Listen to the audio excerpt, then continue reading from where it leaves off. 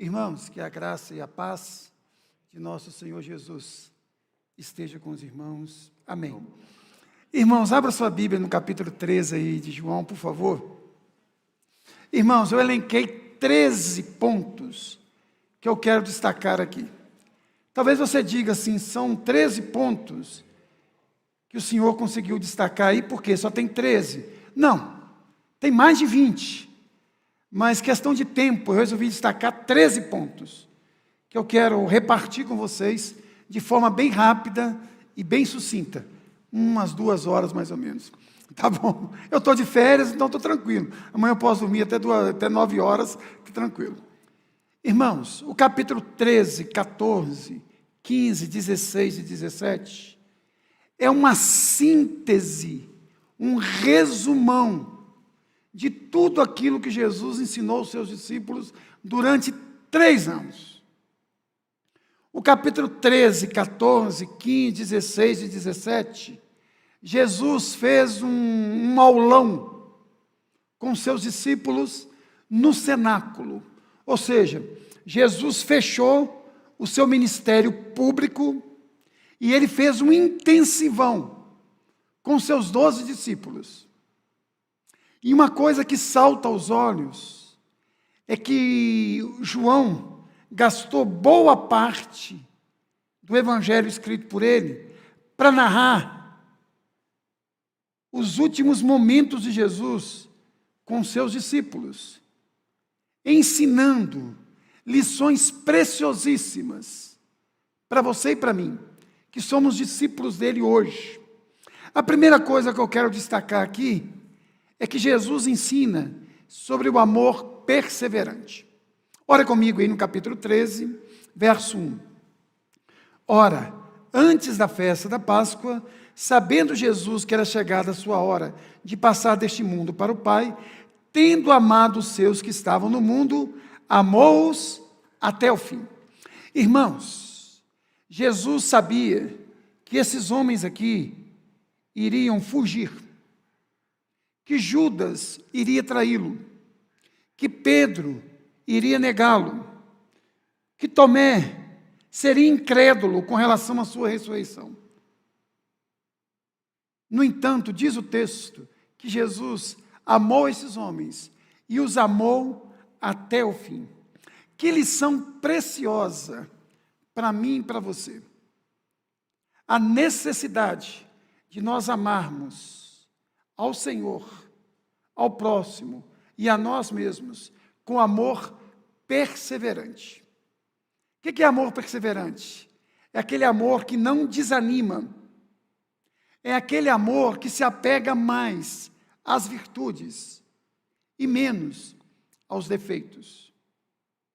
É aquele amor que não é melindroso. É aquele amor que não fica estabelecendo normas e condições para amar. Aquele amor que ama, independentemente do outro. Ama, não pelos nossos méritos, mas apesar de todos os nossos deméritos. Jesus ama os seus e os ama até o fim. É o mesmo amor que Ele devota a você e a mim hoje. Ele nos ama de forma perseverante. Vocês se lembram das parábolas de Jesus? No capítulo 15, ele conta a parábola da ovelha perdida, da dracma perdida e do filho perdido.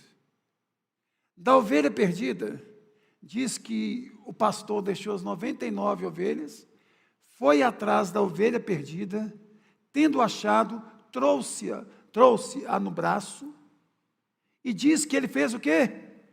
Uma festa para comemorar. Na parábola da dracma perdida, a mulher varre a casa, gasta um tempão, acha a moeda perdida, chama as suas vizinhas e celebra.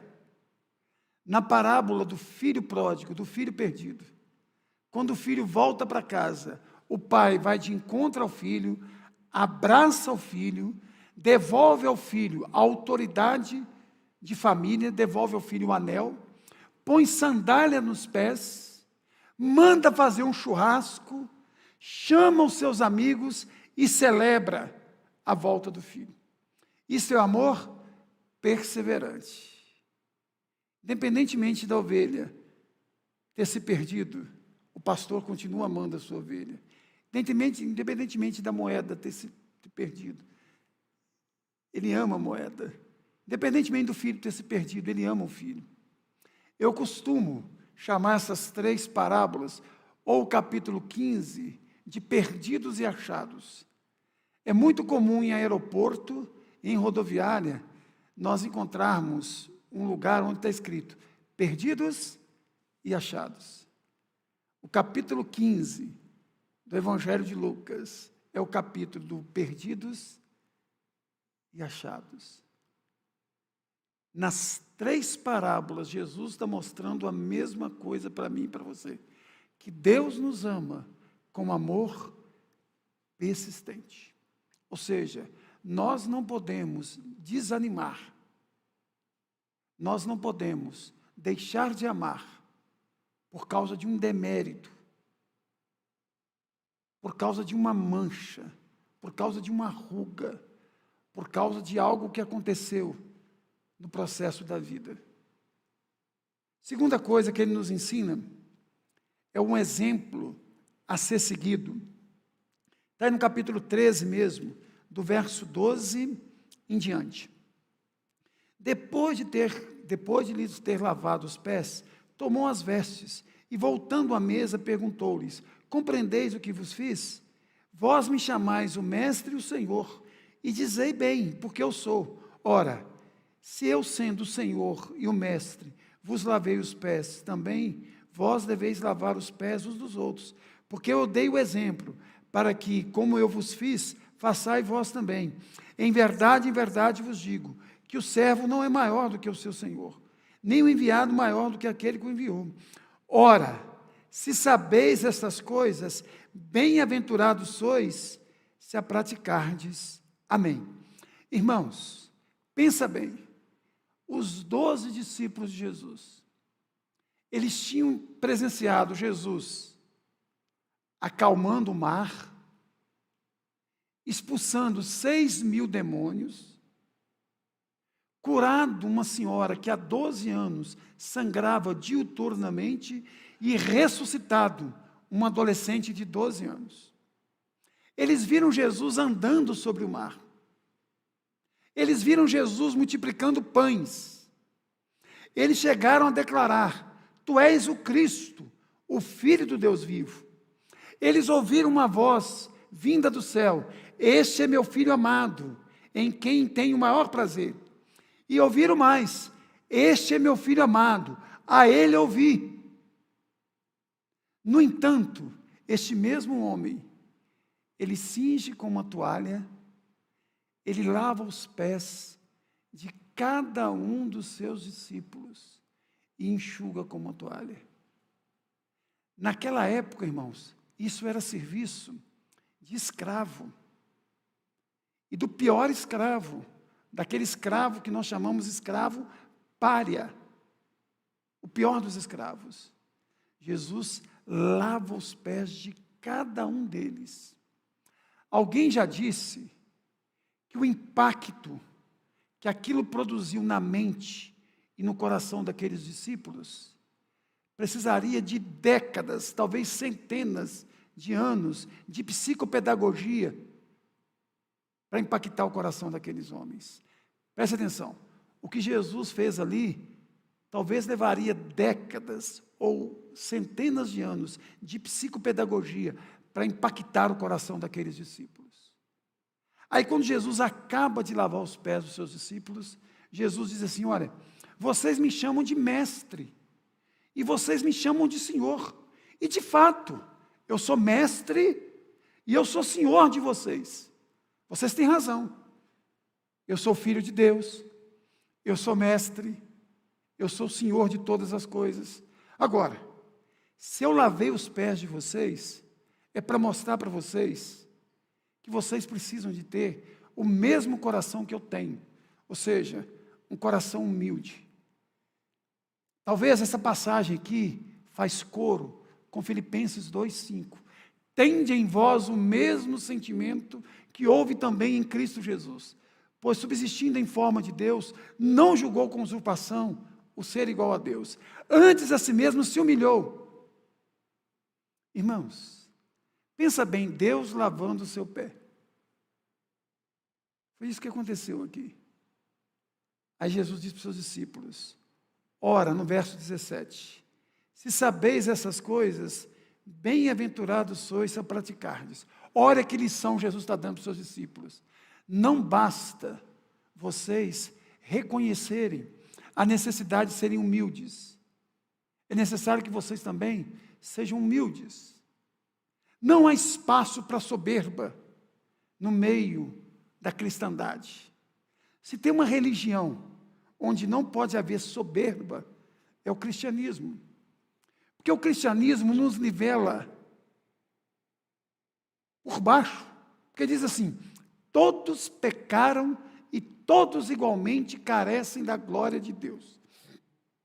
Fernandinho Beiramar, Madre Teresa de Calcutá, está na mesma linha. Todos pecaram e todos igualmente carecem da glória de Deus. Você se lembra lá no capítulo 3, Nicodemos, homem de conduta ilibada, precisava de nascer de novo. A mulher samaritana no capítulo 4, vida torta, precisava de adorar direito e nascer de novo. O centurião do capítulo 5, precisava de nascer de novo, crer em Cristo. Então não cabe no cristianismo nenhum tipo de vaidade, nenhum tipo de soberba, porque o nosso Deus se revelou em Jesus Cristo, nasceu num estábulo, filho de um carpinteiro e uma camponesa de 14 a 16 anos, no máximo. Jesus chegou a dizer que não tinha lugar sequer para reclinar a sua cabeça. Jesus almoçava na casa dos amigos. Jesus, quando foi entrar em Jerusalém, ele pediu um burrico emprestado, porque não tinha. Quando ele foi fazer um jantar com seus discípulos e reuniu os seus discípulos, ele pediu uma sala emprestada. E depois que ele morreu, eles arrumaram um túmulo para ele que ele não tinha, não. Que lição preciosa para você e para mim. E Jesus diz assim, olha, só é bem-aventurado aquele que não só sabe, mas aquele que pratica aquilo que eu pratiquei. Aquilo que eu pratiquei. Não há nenhuma virtude, irmãos, em conhecer as doutrinas, os ensinamentos de Cristo. A virtude está em vivê-las. O que nós temos de teólogo aí, que conhece a Bíblia de capa a capa, que conhece o grego, o hebraico, o latim, mas que não pratica absolutamente nada. Enquanto tem a Dona Maria, o seu José, que não sabe nem o português direito, mas que o rosto de Jesus se revela na vida dessas pessoas com muito mais intensidade do que qualquer teólogo, do que qualquer papa, do que qualquer pastor, do que qualquer bispo. O rostinho da Dona Maria reflete Cristo o tempo inteiro. Quando a Maria fala Jesus, a gente treme. Enquanto que o teólogo fala Jesus e Jesus, é a mesma coisa para a gente. Só aquele cabeção teológico, mas não tem fogo nenhum no coração. E olha que eu não tenho nada contra a pessoa se estudar muito. Eu estudo muito. Eu sou daqueles que defendem a seguinte tese: tem que ter luz na mente, mas também tem que ter fogo no coração. Tem que ter conhecimento, mas tem que ter prática. Eu saindo daqui, eu tenho que vivenciar lá. Eu não sou um personagem. Nós não somos um personagem. Terceira lição, irmãos. Jesus ensina a senha cristã. Olha comigo no capítulo 13 também, por favor. 31 em diante. Quando ele saiu, disse Jesus, agora foi glorificado o Filho do homem, e Deus foi glorificado nele. Se Deus foi glorificado nele, também Deus o glorificará nele mesmo, e glorificá-lo-á imediatamente. Filhinhos, ainda por um pouco estou convosco. Buscar-me-eis, e o que eu disse aos judeus também agora vos digo, a vós outros. Para onde eu for, vós não podeis ir. Novo mandamento vos dou, que vos ameis uns aos outros, assim como eu vos amei. Quem também vos ameis, que vos ameis uns aos outros. Nisto conhecerão todos que sois meus discípulos, se tiverdes amor uns pelos outros. Aqui nós temos a senha cristã. Na maioria das vezes, nós achamos que nós somos conhecidos como cristãos é pela roupa que vestimos. Tem algumas denominações que, coitada da irmã, né? Ela tem que vestir um vestido que tampa até o tornozelo, não é? Coitadinha, não pode colocar um brinco, um batom, porque a piedade é apenas exterior. Os homens não podem ter barba, em outras denominações só pode ter barba. Eu não consigo entender essa santidade esquisita, essa santidade de barbearia, né? Tem que andar com um terno todo esquisito, tem que ter um evangeliquez horroroso, tem que chamar a mulher de varoa, o homem de varão, não é? Tem que encontrar na rua e falar, tudo bem, está na bênção, irmão, essas coisas que... Tudo isso é válido, eu respeito. Isso não tem nada a ver com a senha de Jesus. A senha de Jesus é essa: amem uns aos outros, e a referência de amor sou eu, como eu vos amei. Jesus pega o amor e tira do campo da ética e leva para o campo da estética. Por quê? Naqueles dias, e Jesus ensinou isso, se vocês amam aqueles que vos amam, que vantagem vocês estão fazendo? Até os pagãos amam aqueles que amam eles. Amem os vossos inimigos e orai por aqueles que vos perseguem. Para Jesus, amar não é uma questão apenas de costume, do tipo, eu amo meus filhos, eu amo a minha mulher, eu amo aqueles que estão perto de mim, eu amo aqueles que pensam igual eu. Não. Jesus disse, olha, amor é muito mais do que costume, é muito mais do que ética, é estética. Vocês vão dar uma cara linda para o mundo, se vocês começarem a amar o mundo como eu amei vocês. E quando você estuda a história da igreja, você vai perceber que o que fazia diferença era isso.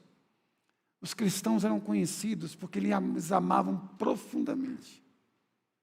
Eles não apenas cantavam, eles amavam. Isso era extremamente comum. Isso vazava. Era algo que contagiava. É algo que passava de um para o outro. Quem fundou os leprosários? Foram os cristãos. Quem criou as escolas públicas? Foram os cristãos. Quem criou os hospitais públicos? Foram os cristãos. Quem combateu a pedofilia? Foram os cristãos. Foi a primeira vez na história que os cristãos ficaram dentro de casa numa pandemia, foi agora. Nas outras pandemias, os cristãos saíram para morrer junto com o povo, para levar auxílio, para levar uma palavra de paixão e de compaixão para as pessoas. Isso é a senha. Agora, a senha nossa hoje é muito esquisita. Hoje a senha nossa é Pai do Senhor, e não tenho nada contra, eu gosto dessa saudação. Mas a senha que Jesus deixou é essa: nisto conhecerão todos que sois meus discípulos, se tiverdes amor uns pelos outros.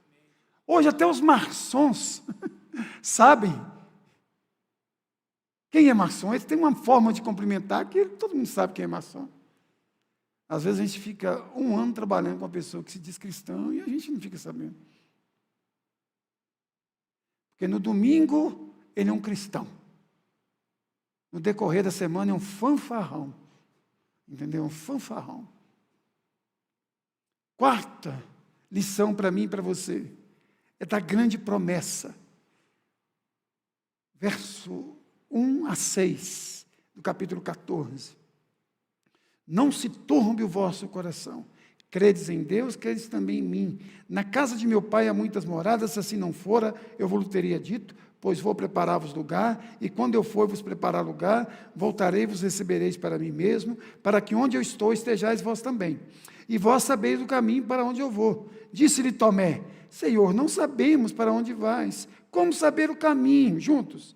Respondeu-lhe Jesus, eu sou o caminho e a verdade e a vida, ninguém vem ao Pai senão por mim. Amém. Irmãos, Jesus disse para os seus discípulos, olha, eu estou indo, mas eu estou indo preparar uma casa para vocês. E é interessante que um sentimento de tristeza, de orfandade, tomou conta do coração dos discípulos. E diz o texto que o coração dos discípulos ficaram turbados, tristes, angustiados. Eu lembro que quando meu pai foi para a casa de uma tia minha, numa situação assim terrível, de câncer avançadíssimo, ele pegou os meus 3 filhos, colocou em suas pernas e despediu dos meninos, olha, acho que vovô não volta. Maria José e eu, nós estávamos longe, eu mais longe ainda, não querendo ver a cena, mas vi, aquilo me comoveu muito. Se aquilo me comoveu, imagina essa cena aqui. Aí Jesus começa a acalmar o coração dos discípulos. Calma, não se turbe o coração de vocês.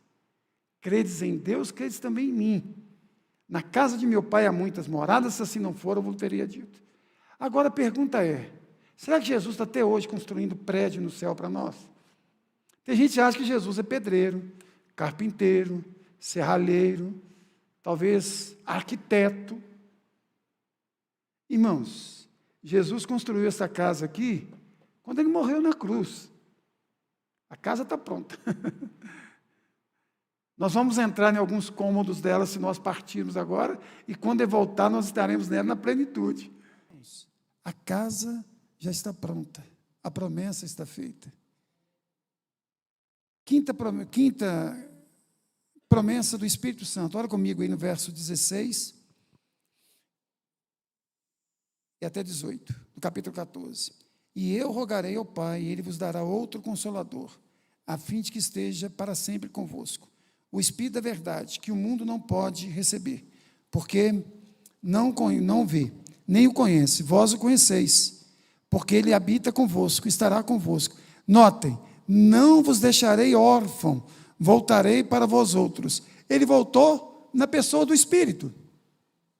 Irmãos, às vezes, o texto não reflete muito bem o que é no original. Por quê? Porque há diferença na língua. Por exemplo, quando diz aqui no verso 16, rogarei ao Pai, Ele vos enviará outro Consolador, a ideia de que é outro igual. O Espírito Santo. Irmãos, aqui nós temos a promessa de que Jesus enviaria o Espírito Santo sobre a sua igreja. E notem que o Espírito Santo estaria conosco para sempre. Por quê? Porque Jesus, quando estava com seus discípulos, havia uma limitação em Jesus. Por exemplo, se Jesus estivesse aqui no Vale do Sol, ele não poderia estar lá na Pega-Rolfes, porque havia uma limitação. Agora, com o derramar do Espírito Santo, aonde nós estamos, o Espírito está conosco.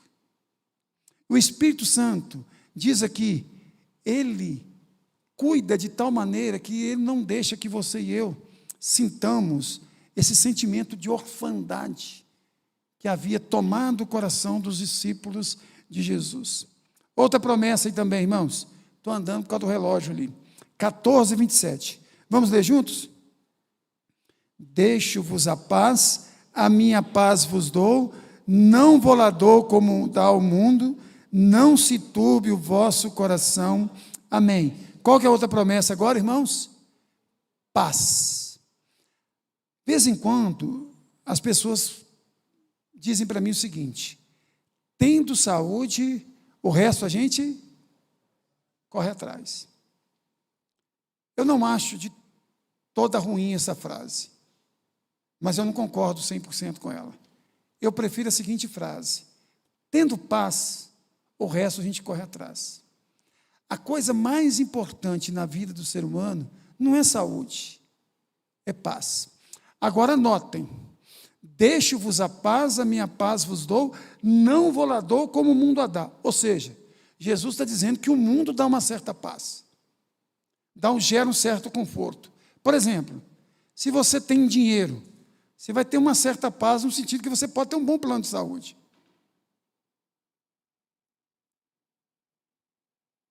Se você tem um certo poder aquisitivo, você vai conseguir ter pessoas perto de você. Dá uma certa paz, mas não dá a verdadeira paz.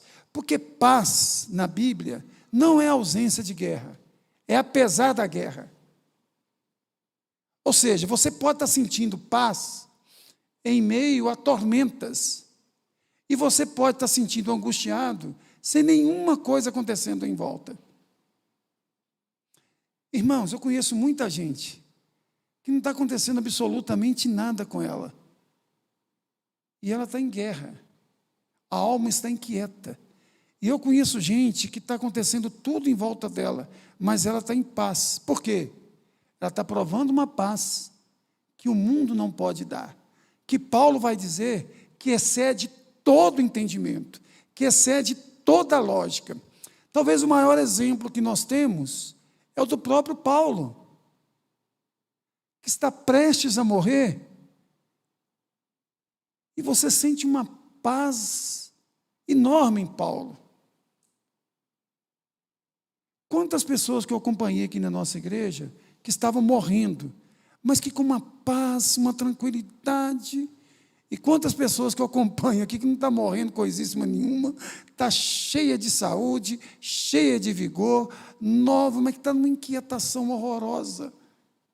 É porque muitas vezes nós não nos apropriamos dessa paz que o Senhor prometeu que vai nos dar. Deixo-vos a paz. Aqui é o ápice da consolação, irmãos. Sabe por quê? Porque para o judeu, a palavra mais importante era shalom, que é paz. Como que um judeu cumprimentava outro judeu? Shalom Adonai, paz do Senhor, não é? E quando eles falavam assim, shalom, olha, paz para o teu corpo, paz para a tua alma, paz para o teu espírito. Jesus está dizendo, olha, em mim, vocês podem experimentar essa shalom, essa verdadeira shalom. E é verdade, Paulo vai dizer que nós temos paz com Cristo, paz com os irmãos e paz com Ele, com nós mesmos, em Cristo Jesus. Agora, é uma coisa que você sabe que é promessa, mas que muitas vezes nós não nos apropriamos. Por quê? Porque é um exercício de fé. Você tem que apropriar dessas verdades de Deus. Você tem que ler para um texto desse para orar, para dizer, pelo amor de Deus, Senhor, é promessa para mim, eu sei que é para mim, mas eu estou assim aceleradíssimo, Senhor. Tem misericórdia, eu quero provar essa paz. Eu adotei um estilo de ler Bíblia. Quando eu leio um versículo e aquele versículo me incomoda, eu paro e falo assim, Senhor, olha, está inquieta a minha alma, tem misericórdia. Ou quando o versículo me exorta do tipo, olha, você está precisando de melhorar, eu paro e oro, Senhor, este versículo aqui está mexendo profundamente comigo. E está acontecendo uma coisa muito interessante, estou parando toda hora. Estou parando toda hora. Porque toda hora tem alguma coisa que está dizendo assim para mim, dá para melhorar. Esse versículo aqui, eu acho um dos versículos mais extraordinários da Bíblia. Deixo-vos a paz, a minha paz vos dou. Irmãos, eu não tenho medo de morrer com doença nenhuma. Agora, eu tenho medo de morrer sem paz. Eu sou sujeito que minhas orações são muito breves. E uma delas é o seguinte, Senhor, me dê paz. No dia que eu quebrei a perna lá, eu não pedi o Senhor para colocar os ossos no lugar, eu não pedi para que o corpo de bombeiro chegasse rápido, eu pedi assim, Senhor, me dá paz. Paz. Quando eu entrei no carro de bombeiro, eu sabia que tinha muita costela naquela estrada da roça. Ela falou, Senhor, me dá paz. Tem muita costela, Senhor. me dá paz. O que eu mais preciso, é o que eu mais desejo.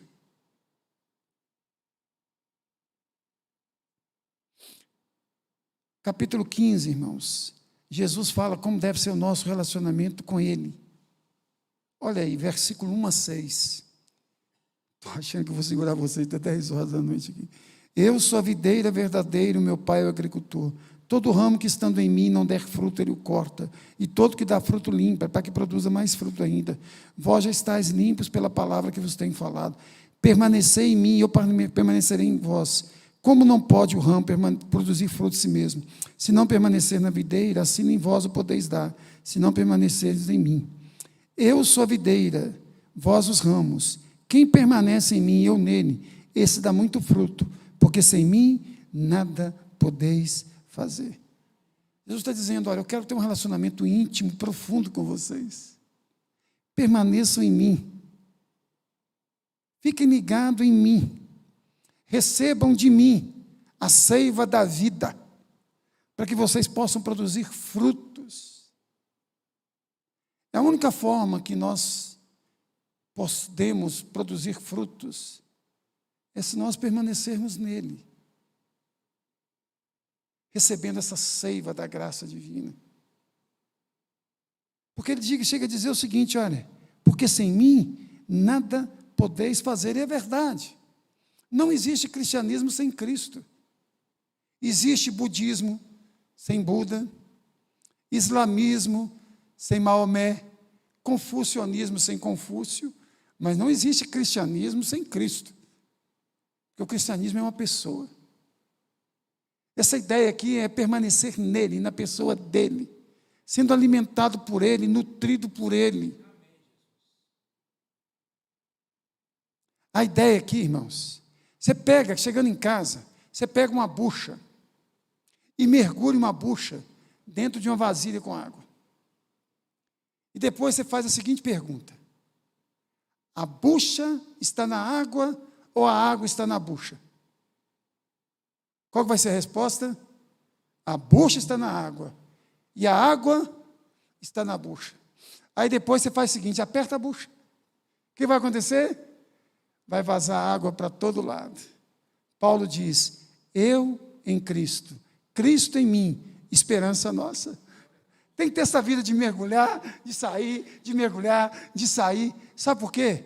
Pega a mesma bucha e deixa ela no sol. Ela vai secar. E não vai valer para absolutamente nada mais. Nós temos que estar nele, imerso nele, mergulhado nele, untado pela graça dele, pelo Espírito dele. Vou andar aqui mais rápido. 8º, quem escolheu quem? Isso é bom que você e eu saibamos. Capítulo 15, 16, 17. Não fostes vós que me escolhestes a mim. Pelo contrário, eu vos escolhi a vós outros, e vos designeis para que vades e deis frutos. E o vosso fruto permaneça, a fim de que tudo quanto perdides ao Pai, em meu nome ele vos conceda. Isso vos mando, que vos ameis uns aos outros. Foi quem que escolheu quem aqui, irmãos? Oi? Não fostes vós? Pelo contrário, eu vos escolhi. Então, o correto não é dizer, quando eu me converti. O correto seria o quê? Quando eu fui convertido. Irmãos, partiu de Deus e não de nós. Porque se depender de nós, nós não escolhemos a Deus. O nosso coração é rebelde, irmãos. O nosso coração está distante de Deus. Irmãos, eu estou preparando um sermão. Eu queria que ele estivesse vivo. Eu queria pregar na cara dele de Freud. Freud e outros discípulos dele. Freud disse o seguinte, que o ser humano criou Deus para que tivesse uma muleta para aguentar as pancadas da vida. Eu penso diferente, que Freud eliminou Deus Porque a ideia de um Deus moral, na qual nós temos que prestar contas a Ele, dos nossos atos aqui, assusta muito mais do que câncer, do que morte, do que qualquer coisa. Então não fui eu que criei Deus para ser uma muleta contra os medos e traumas da vida. Foi Freud que matou Deus, porque ele tem medo de um Deus justo, na qual a gente tem que prestar contas. Os ateus matam Deus é por causa disso. Você está sendo o quê? Irmãos, é confrontador, é assustador você saber que tem um Deus na qual você tem que prestar contas a Ele. Se você não o conhece como sendo gracioso e misericordioso. Irmãos, por que Deus escolheu você e eu? Eu não sei. Eu não sei nem porque Maria José me escolheu. Outro dia eu estava brincando ali com o Gabriel, que é meu algoz aqui na igreja. Eu falei assim, Maria José tinha um sonho de casar com um homem bonito, inteligente e humilde. Aí ele falou assim, Maria José vai casar de novo, pastor? Me quebrou, né? Me quebrou. Agora, se eu não sei o porquê Maria José me escolheu, eu vou saber por que Deus me escolheu. Uma coisa eu sei, Ele me escolheu. Ótimo, né, Pedro? Isso é suficiente para mim. Não fosses vós que escolhestes a mim, pelo contrário, eu vos escolhi. Aí que privilégio que me deu ainda. E vos designei para que vades e dei fruto. Que coisa bacana, Ele me escolheu.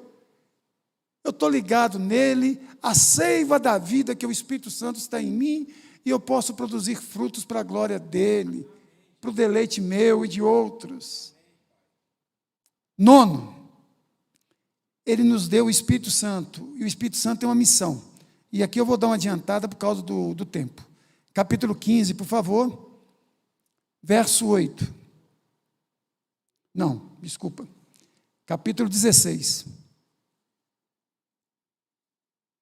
Verso 7 e 8. Mas eu vos digo, é verdade, convém que eu vá, porque se eu não for, o Consolador não virá para vós outros. Se porém eu for, eu vou enviarei. Quem vai enviar o Espírito, irmãos? Quem já enviou? O próprio Cristo. Quando Ele vier, convencerá o mundo do pecado, da justiça e do juízo. Irmãos, qual é a missão do Espírito Santo? Mostrar para mim e para você, primeiro, qual é a nossa situação diante de Deus. Nós somos pecadores. Nos convencer que nós somos pecadores, mas também reconhecer que em Cristo Deus manifesta o seu amor e a sua justiça. Onde que Deus manifestou o seu amor e a sua justiça em Cristo? Na cruz. Deixa eu explicar. Como que Deus manifestou a sua justiça na cruz? O salário do pecado é a morte. Como que Ele manifestou a sua justiça na cruz? Quem morreu na cruz? Jesus. E como que Ele manifestou o seu amor na cruz? Transferindo os méritos de Cristo para nós.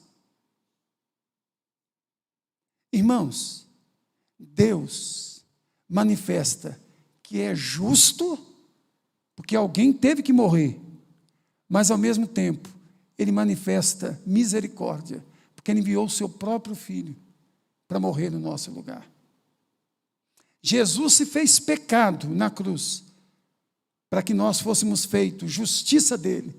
Diego adora esse assunto, né, Diego? A justificação pela fé, que é o tema talvez mais central, talvez não, mais central na carta aos Romanos, que é a justificação pela fé.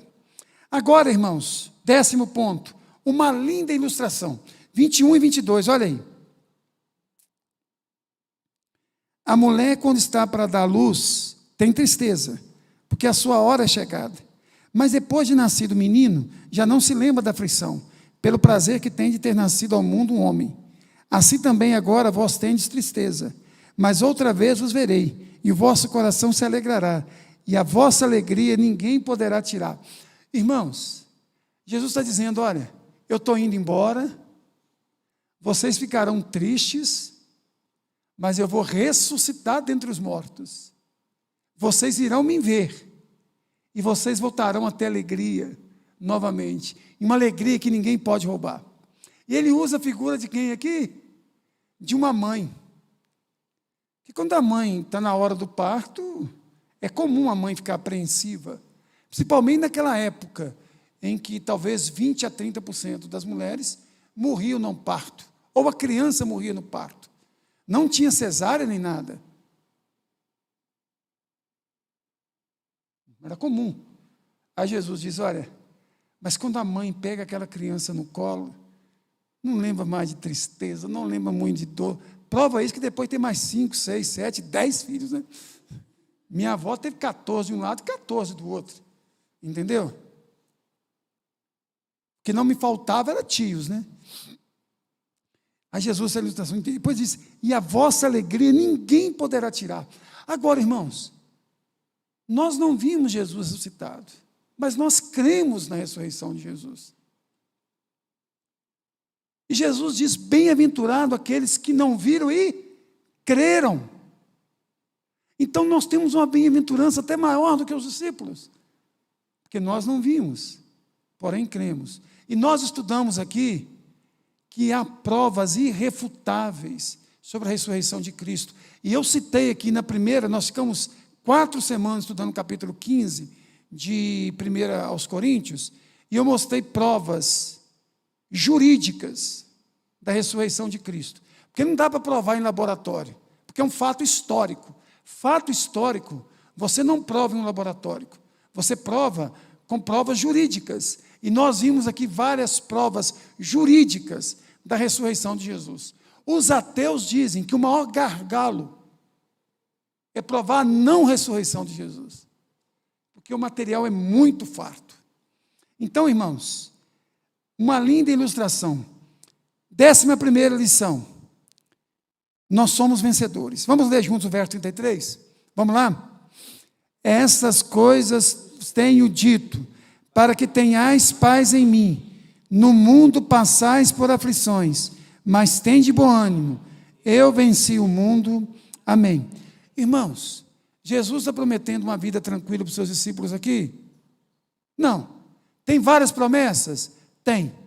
Mas também, ele está dizendo o seguinte, olha, vocês passarão por lutas, mas tenhais paz em mim. Notem, onde que nós buscamos a paz? No Senhor. Mas essa paz do Senhor vai nos impedir das lutas? Não. Mas qual que é a garantia que Ele nos dá aqui?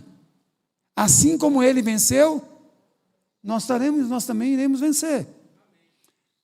Irmãos, domingo nós tivemos aqui, na parte da tarde, o velório da nossa irmã do Carmo. Acabou para do Carmo. Ela já venceu. Ela já passou pelas aflições da vida, pelas adversidades da vida. Agora está gozando das bem-aventuranças, aguardando a ressurreição do corpo. Mas enquanto nós estamos aqui, aflições nós teremos, é claro que teremos. Quem prega outra coisa que não seja isso, está mentindo. Agora, o que é fato aqui é que assim como Jesus venceu, nós também vencemos. Qual que é a expressão que nos ajuda muito aqui? Primeiro, paz em mim. Segundo, tem de bom ânimo. Quando Jesus andava sobre o mar para ir de encontro aos seus discípulos, os discípulos acharam que era o quê? Um fantasma. O que Jesus disse? Não temais, tem de bom ânimo. Quando Bartimeu gritava, Jesus, filho de Davi, tem misericórdia de mim. O que Jesus disse para o cego? Tem bom ânimo. Não precisava nem falar, o homem tinha ânimo para dar e vender.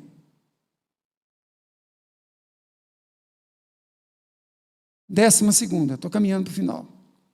Jesus glorifica o Pai, obedecendo o Pai. De 1 a 5, por favor. Tendo Jesus falado essas coisas, levantou os olhos ao céu e disse, Pai, é chegada a hora, glorifica o teu Filho, para que o teu Filho glorifique a ti. Irmãos, antes dessa passagem aqui, o que Jesus dizia? Ainda não é chegada a hora. Ainda não é chegada a hora. Agora Jesus diz o quê? É chegada a hora. Hora de quê? De ir para a cruz.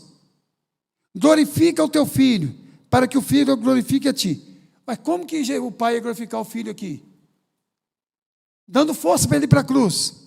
Assim como lhe conferiste autoridade sobre toda a carne, a fim de que ele conceda a vida eterna a todos que lhe deste. E a vida eterna é esta, 2 pontos, que conheçam a ti, o único Deus verdadeiro, e a Jesus Cristo, a quem enviastes. Eu te glorifiquei na terra, consumando a obra que me confiastes para fazer. E agora glorifica meu Pai, contigo mesmo, com a glória que eu tive junto de ti, antes que houvesse o quê? Mundo. Irmãos, alguém já ouviu essa expressão aqui, prestação de contas? Já pensou? O conselho dessa igreja chega perto de mim e fala assim: senhor pastor dessa igreja, mas eu queria que você prestasse contas. Eu digo assim: eu tenho que prestar conta para vocês, não? Aí vocês podem dizer para mim o seguinte: espera lá, até Jesus prestou contas, o senhor não quer prestar? Paulo prestou contas às igrejas. Note que Jesus, é lógico que para que você e eu saibamos, né, que Jesus prestou contas. Mas vocês perceberam que Jesus disse assim: olha, tudo aquilo que o Senhor mandou fazer, eu fiz. Tudo. Agora, ele deixa bem claro que ele existia desde sempre. No verso 5. Agora, irmãos, termino. Irmão, você sabia que Jesus orou por você? Olha o verso 6 em diante, o capítulo 17. Manifestei o teu nome aos homens que me destes, eram teus, tu nos confiaste, e eles têm guardado a tua palavra. Agora eles reconhecem que todas as coisas que me tens dado provêm de ti, porque eu lhe tenho transmitido as palavras que me destes. E eles as receberam, e verdadeiramente conheceram que saí de ti, e creram que tu me enviastes. É por eles que eu rogo, não rogo pelo mundo, mas por aqueles que me destes, porque eles são de quem? Teus. Ora, todas as minhas coisas são tuas, e as tuas coisas são minhas, e neles sou glorificado. Já não estou no mundo, mas eles continuam no mundo, ao passo que eu vou para junto de ti. Pai Santo, guardas em teu nome, que me destes, para que eles sejam um, assim como nós. Está orando pela unidade do povo de Deus. Quando eu estava com eles, guardavam no teu nome, que me deste, protegi-os, e nenhum deles se perdeu, exceto aquele que tinha que se perder mesmo, Judas, não é isso? Mas agora vou para junto de ti, isto falo no mundo, para que eles tenham o meu gozo completo em ti. Eu lhes tenho dado a tua palavra, e o mundo os odiou, porque eles não são do mundo, como também eu não sou. Agora, presta atenção no verso 15. Não peço que o tires do mundo, e sim que os guardes do mal. Irmãos, Deus não nos tirou do mundo, nós estamos no mundo. Presta atenção na dinâmica de Deus. Deus nos tira do mundo, nos faz discípulos dele, e depois nos envia ao mundo de novo, para anunciar o Evangelho. O que acontece muitas vezes com a gente? Ninguém aqui é xiita. Xiita é aqueles islâmicos que saem matando todo mundo. Mas muitas vezes nós somos xaatos mesmo, não é? Tem os xiitas e os xaatos. A gente fica tão chato que ninguém quer ouvir de Deus. Nossa, a gente começa a pregar moralidade em vez de pregar Cristo. E você não passa a pregar Cristo, você passa a pregar você. Eu era assim, não sou mais. Você se torna um chato do trabalho. Nossa, lá vem ele, lá vem ele, lá vem ele. Ninguém aguenta. Irmãos, entre xiitas e xaatos, eu prefiro o xiita. Entendeu? Eu estou preferindo o xiita do que o xaato. Agora, irmãos, onde está nós aí, irmãos? Onde está você e eu aí? Vamos ler o verso 20. Não rogo somente por estes. Estes quem? Os 11. Judas já tinha ido embora. Mas também por aqueles que vierem a crer em mim, por intermédio da sua palavra. A nós aqui, Conceição. Conceição, é nós. É nós. Entendeu? Eu coloquei na minha Bíblia aqui, sem brincadeira nenhuma aqui. Eu escrevi, é nós. Entendeu? É nós. Aí, Pedrão. Marcinho, orou para o Marcinho, ó, 2000 anos atrás. Não rogo só por esse, mas por Geraldo Márcio, Senhor. Cuida bem dele, porque vai dar trabalho demais, entendeu? Põe alguns anjos em volta dele lá. Irmãos, amor persistente. Um exemplo a ser seguido. A senha cristã, a grande promessa, a promessa gloriosa do Espírito, a paz de Deus, o relacionamento conosco. Quem é quem escolheu quem? A missão do Espírito, uma linda ilustração. Nós somos mais do que vencedores. Jesus glorificou o Pai e Ele orou por nós. Que coisa boa. Não é, Conceição? Você vai vir até aqui agora e orar também, Conceição. Agradecendo por tudo isso. Você está animada demais? Vamos orar, né? Agradecer a Deus pela vida do meu filho ali, que estou muito feliz que ele possa estar reiniciando a caminhada dele com Jesus. Senhor Deus, eterno Pai, obrigada, Senhor, por esse ensinamento dessa noite, pela prova de amor que o Senhor nos deu, Pai querido, prova de amor, Senhor Deus, inaudível, que nunca, Senhor Deus, poderemos imaginar como pagar tudo isso, que não temos condições. A única coisa que podemos fazer, Senhor, é te servir com fidelidade, com amor, e sempre grato, Senhor, por esse grande sacrifício do Senhor por nós. Que essa Semana Santa que vai se iniciar, quando o mundo se prepara para a festa, carnaval, que nós possamos, Senhor Deus, ter um coração glorificado ao Senhor, possamos fazer a diferença, Senhor Deus, tendo uma vida digna, Pai querido, do Teu grande sacrifício por nós. Nos ajuda, Pai, a trilhar esse mundo de tantos desencontros, Pai querido, mas sabendo que o Senhor, o maior de todo sacrifício, quem fez é o Senhor. E glórias te damos, Pai querido, pela vida que temos, pela união, pela paz que sentimos, Pai. Que apesar de vivermos em tempos de guerra, nós sentimos paz, uma paz interior, meu Pai, que não tem como explicar, mas nós sabemos, Senhor Deus, de onde ela vem, Pai. Obrigada. Continue nos abençoando como igreja, como irmãos, e nos dando, Senhor, a alegria de te servir sempre. Seja com a igreja, seja com o pastor. Obrigada pelas palavras que ele traz aos nossos corações e os ensinamentos, Pai querido. E o caminho, Senhor Deus, que devemos trilhar. Seja conosco, Pai, porque te agradecemos, confiando sempre no teu amor e na cruz do Senhor Jesus. Amém.